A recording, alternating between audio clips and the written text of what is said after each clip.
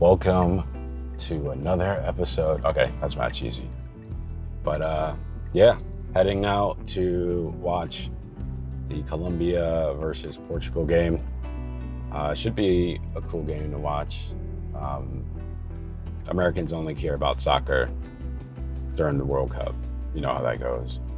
But the hype's been real, especially if you live in a city where they're playing, and also because, Americans are actually playing well so far. But it's been cool. And, we live in a country where there are people from all over. So, you go hang out with friends to support their team, whatever team that they care about.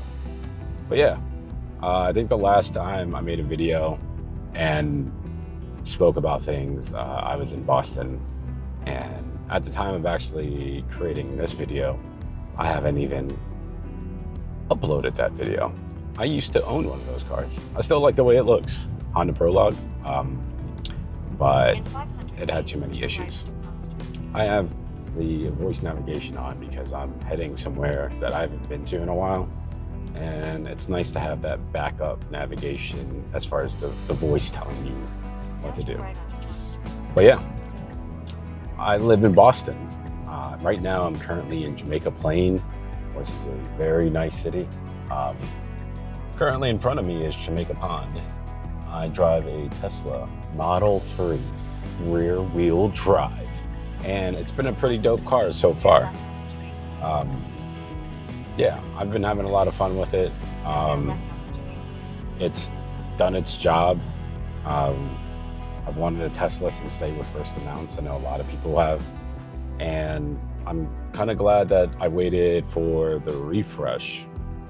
I don't know if I intentionally waited for the refresh more than I had no choice. I was locked into a lease with my previous two cars. I've been through some things with some cars. I had a Honda Accord 2.0T, the last of its kind. And that was a great car, but like the ride quality when I had to do road trips, and I drove from Massachusetts to New York, South Jersey regularly because I have family out there. That drive was absolutely brutal. And it was because of the low profile and because of the rims. So I understood why it was brutal, but still, it just was not fun to drive. These roads are so tight.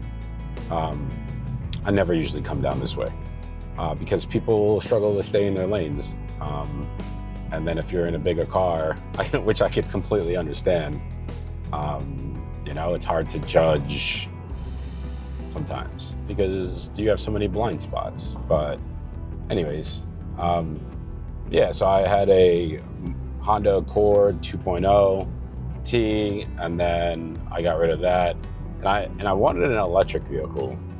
And when Honda created an electric vehicle, and I'll say that in air quotes, when Honda created an electric vehicle, I jumped on it, even though I'd really wanted a Tesla, specifically the Model 3. When Honda created their version, I jumped on it. And that was a horrible idea because it had issues. It had axle issues. It would make this really horrible clicking sound, like the car was gonna break whenever I would make a turn. And it was more pronounced in the wintertime, but then I started hearing it in the summertime as well. Brought it to the dealership a couple of times, and they said it was safe to drive, but there's an axle issue. How can you tell me there's an axle issue, but the car is safe to drive? Basically, it wasn't an issue. They were basically gonna say nothing was wrong until someone got hurt, So that's just unfortunately the way it was. And then one day I saw a post where you should have been one. I saw a post where someone said they called Honda financing because I had been calling Honda. I got an attorney to do like a lemon law case, and my attorney sent something to Honda, and Honda wasn't responding. And then they called me directly one time to be like, hey, do you still have an attorney? And then another 2 months went by and still nothing from Honda. So someone told me that they called Honda Financial directly, and Honda Financial basically said to them, we'll refund you. And all you have to do, all you have to do is make your last payment, and then we'll buy back the car from you. And I was like, there's no way. So I tried it, and they told me the same thing. Make my last payment, and then they'll refund the money I spent on the car. And I was like, okay. And I called back another 2 times to confirm that. So what that tells me is that Honda obviously knew something was really wrong, and if you made enough noise, they would do something about it. But if you just let it be, then they didn't care. And honestly, maybe the car would have been fine. Maybe they were right. Maybe there was an axle, the axles made noise, but there wasn't actually anything wrong with the car. That could have been a thing. But I wasn't going to chance that with myself. And when I had people in the car, my mom, my sisters, my family, anyone, any human living person in the car, I wasn't going to be Honda's guinea pig. So that's just the way it worked out. But anyways, I'm happy to have gotten rid of it because I was able to, within like 4 days, hop in this Tesla Model 3 rear wheel drive. I knew for a fact that I wanted the Quicksilver or blue, and I ended up going with the Quicksilver because I went and test drove it one more time just to confirm. And yeah, here I am. I mentioned before that the plan was to get all-wheel drive because I live in an area that you can expect snow every year. Snow, ice, but after talking to the people that worked at Tesla, and again, I don't know if it was just because they're trying to sell more rear-wheel drive vehicles, or because they imagine that there's a chance that someone might not buy if it's a rear-wheel drive vehicle. So I'm not sure why, but they, multiple sales reps recommended that I just get the rear-wheel drive. And last year, this past winter, we had the most snow that we've ever had. And I know I've mentioned that before, but it's just kind of funny. So as much as there are some things that sometimes I regret not getting the Model Y,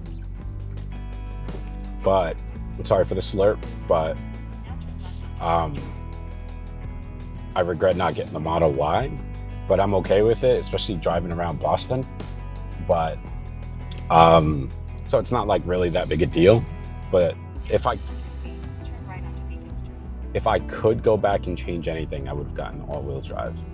And I think it would have been an extra $30 a month in terms of payment, but then insurance costs would have been different because insurance would have gone up because you're insuring a more expensive vehicle.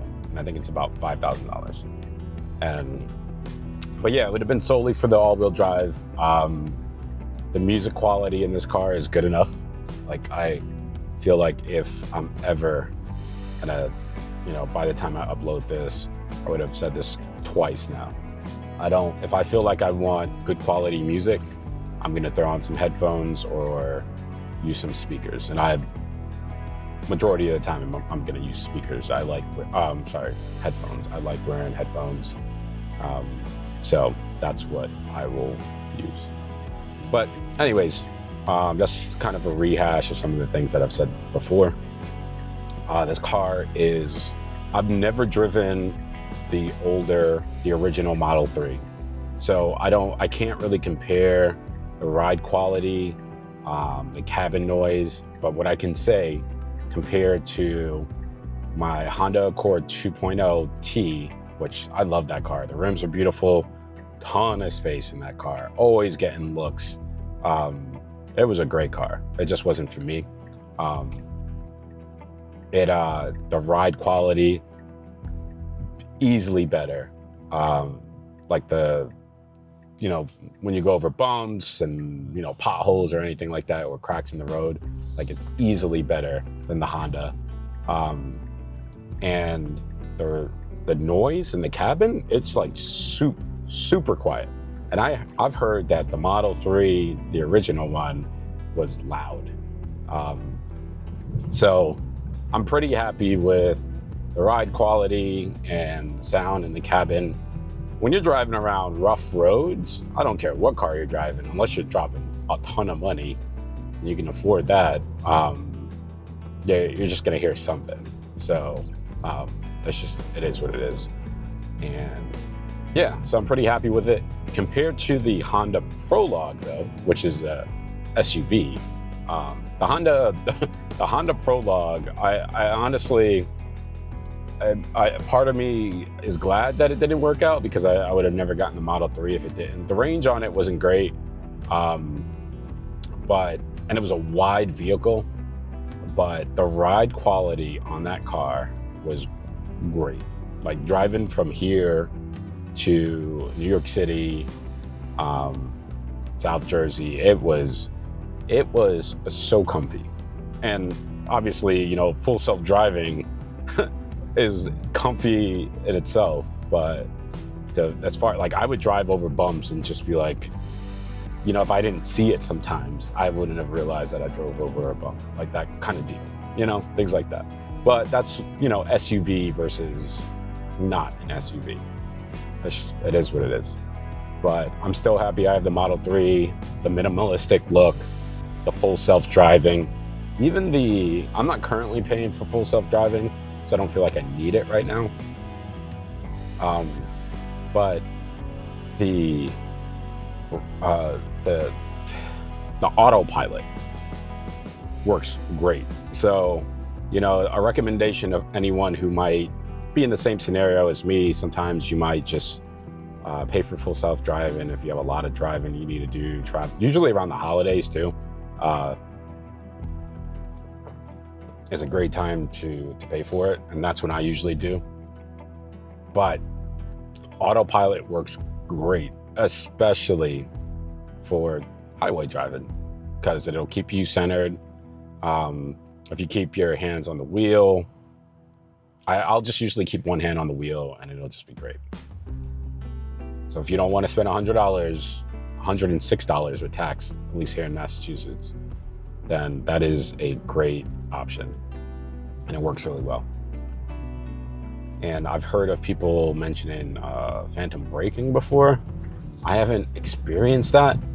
I've experienced phantom braking with other cars, like both of my Hondas, and I would experience that when if a car is merging from the right side, it would kind of bug out a little bit. It would get scared and it would start slowing down.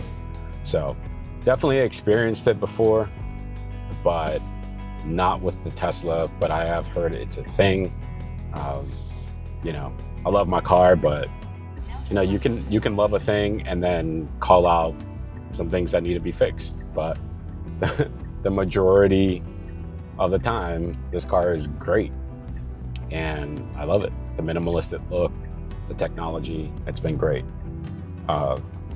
Full self-driving, that was a process for me to get comfortable with, but once I did, I'm really happy. Like it just worked out, because it made some of these drives that I've taken in the past so smooth. Just everything. At first, I would, if I was going straight, I would use full self-driving. And then anything beyond that, I would disengage. But at that point, it's just like, you might as well just use autopilot, But I eventually became comfortable with it, even on just like regular. I've had full self-driving drive me around Boston. It's been great. So I'm pretty happy with it. There's a lot of traffic right now. I wonder what's happening. Yeah, I probably should have looked at some other routes, because this is going to take longer. There's a World Cup game. The World Cup game starts at 7:30. So that's most likely, well, that's a part of it. It is Saturday on a 73 degree day in Boston during summertime. So it's just the reality of what it is. There's just going to be traffic. But I probably should have just looked to see if there was another way. If you're not familiar with Storrow Drive, there's this bridge that I'm driving under right now that is famous for trucks not paying attention to the height limits and driving underneath the bridge and then getting their top ripped off. So that's the bridge we just drove under, I think. I'm not a Boston native, so forgive me if I'm wrong about that. But back to the car. Car's been great. It's smooth. I haven't purchased too much accessories. I've got the phone holder here that I got from MagBack. I got some mats from, I forget the name of the company, but I had watched a ton. I was consuming so much Tesla Model 3 video content, and then it moved on to Model Y video content. So much prior to me getting my car.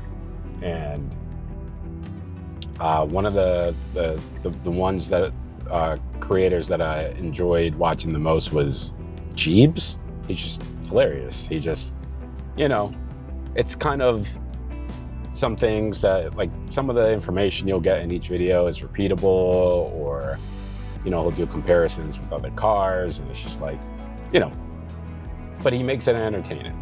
He does a really good job of just making all his videos entertaining. And the way they make their money is through, Google AdSense and through affiliate links and from being sponsored. So, it doesn't hurt to just click their links, and if you were planning to purchase something in the first place, you might as well. So he had some weather mats that I thought were good based on the reviews, his reviews, and the way they looked. And, for the most part, as long as they do their job and they're not leaking, they don't tear apart when I clean them and all that other jazz, then I'm good to go. So I purchased some through him, and it's been good. But yeah, I bought weather mats. I bought the phone mount holder that also you run a cord and it charges in the back, and that's been good. And I think that's about as much accessories that I bought. I did buy a under screen, like a Spigen thing where you can store things under the screen. And then there's a little thing at the top where you could rest items there if you wanted to. And I originally purchased that because I wanted to take down my Easy Pass and rest it there, just to keep it give it a clean look. And I bought it and I set it up, and it was super easy to set up because it was all magnets and it wasn't aligned properly. It still worked, but like two of the parts where it was supposed to align, it just didn't align. And I could have just let it be. I could have just sent it back and got a new one, but the little crevice that it creates so that you can put items like sunglasses or your phone, it was kind of small. And I thought to myself that I didn't need it. So I think if you're out there and you're thinking about getting a Tesla, and you're thinking about all the accessories that people are talking about, because everyone accessorizes their vehicle, they want to make it their own, I would highly, highly recommend that you just get the stuff that you need first, and then go from there. Because first of all, it's expensive and it adds up really quick. And second, the utility of a lot of these things just isn't there. And yeah, so I would definitely just pause. You're already spending a bunch of money on a car, insurance, and your insurance is going to go up when you get a Tesla. That's just a matter of fact, unless you're coming from like a supercar or something, a luxury car. But for the most part, your insurance is going to go up. So I would recommend getting your mats, especially if you live in a state where there's a lot of precipitation, rain, snow, seasonal things like that. And then I got tint right away because, I get warm easily, and this car has a lot of mirrors. So I got tint. I didn't tint the roof, but I did the state limit because I don't want to mess around. I don't want to not get the state limit, and then I get pulled over, and then I have to adjust it and spend money to adjust it, which I'm not going to do. So I'd rather just play it safe. I see people driving around Boston all the time with side windows that are black.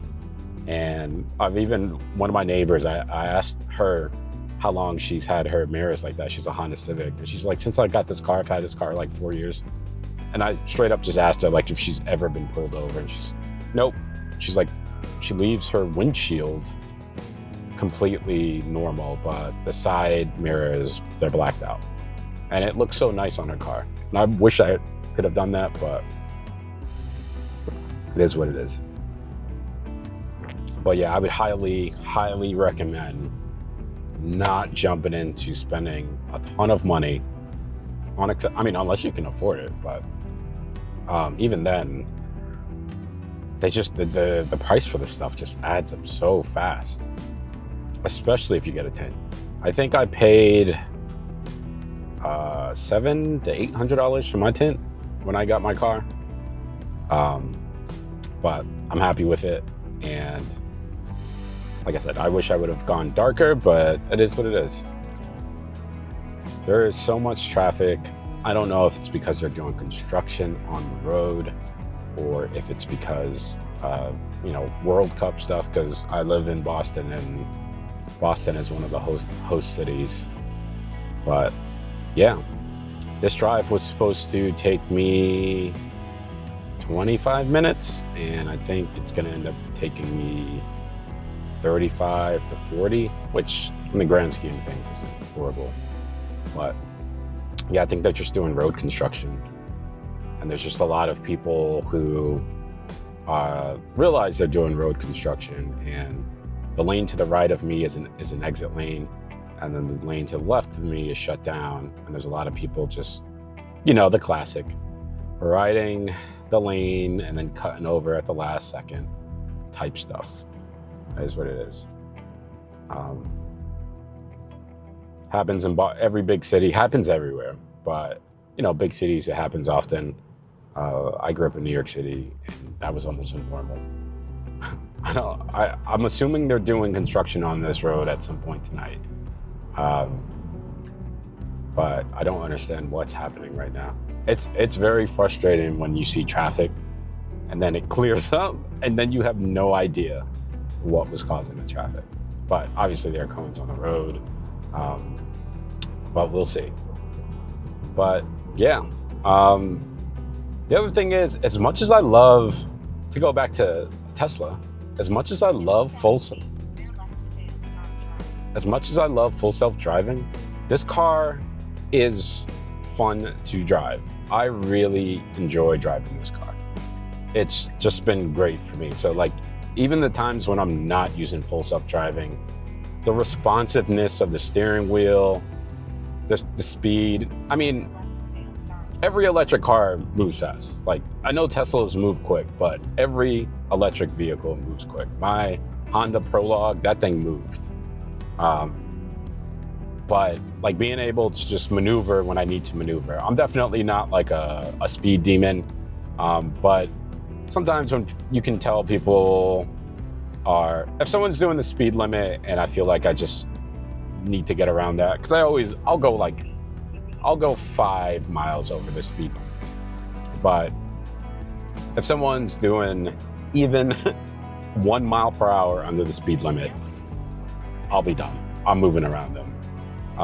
Or if it's like clear that someone is on their phone or not paying attention, I'm just gonna go around them. It's frustrating to me that people don't pay attention while they're on the road.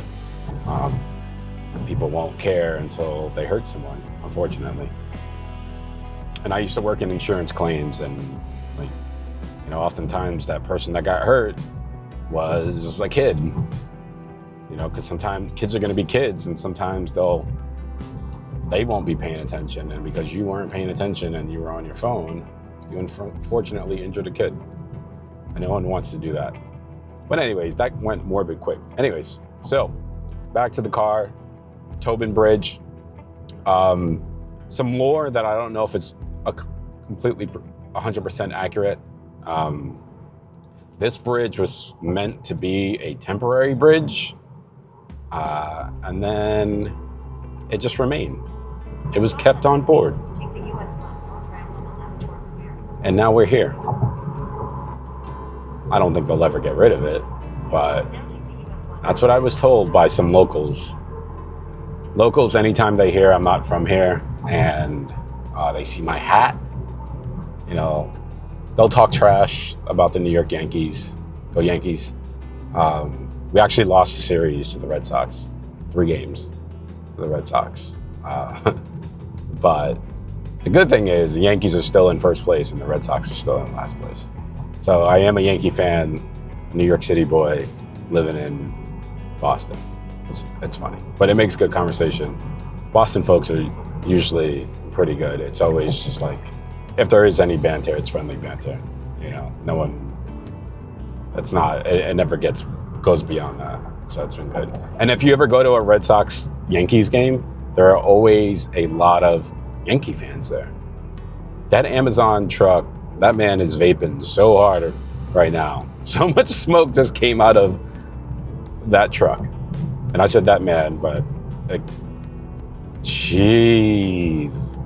I don't even know if the video will pick that up, but whoever's driving that truck is having a day, and they probably need that vape right now, especially driving around Boston, having to find parking and dealing with people traffic and scooter traffic and electric scooter traffic and scooter traffic in general. It's probably been a day for that person. So I can understand. I don't personally vape, but I can understand why you just need some relief. But yeah, welcome to Boston. I am headed to the city of Revere. Oh, I haven't been across this bridge in a very long time. Usually I go around this. If I ever need to get out of Boston, I'll go around, because I don't mind driving through Boston, but sometimes of the day you just deal with so many distracted drivers. It's just a pain in the butt. And this Amazon driver probably, they can only go a certain speed. So if you want to go faster, you just need to go around them. That's just what it is. Because that person is trying to keep their job. And the speed limit on this bridge is 35 miles per hour. So that's just what it is. But if you're out there, if I actually do upload this video, thanks for watching. This is probably long. I'm going to end it so it can just end in a good spot without it being super long. I'm going to end the video. Just know that if you're considering getting a Tesla Model 3, I think it's 100% worth it. It rides good. It moves quick, enough for you to maneuver if you need to maneuver. And it's a comfortable ride. You don't need to get the all-wheel drive version. Save yourself some money. And if it's really that important for you to have you know, that comfortability during the winter seasons. If you have a winter where you live, get snow tires. And if you don't have the space for snow tires, get all-wheel drive. That's the compromise, which is the advice I would have given myself, you know, a year ago. But it is what it is, and things have been working out. I actually did get stuck, but it wasn't in snow, it was actually in mud. And I just turned off traction control and I was able to maneuver out of it without any problems. But anyways, thanks for watching. Feel free to jump around. These are views of Boston. I don't know what I'm actually planning to do with my videos, but this felt like the easiest thing to start with because I know people are always interested in Tesla videos. I don't know how much Tesla I was talking, but even if you don't have a Tesla, if you have any other electric vehicle, I'm curious. I think electric vehicles are cool in general. So let me know what you're driving, especially if you don't have a Tesla and you're considering getting a Tesla. But if you are, go test drive it. It's so easy. There's so little pressure from the representatives there. Just go test drive a Tesla. It's just such an easy experience and it'll be worth it. But just know that if you do test drive a Tesla, you are going to want to purchase one. That's just what it is. But anyways, thanks for watching and have a good one.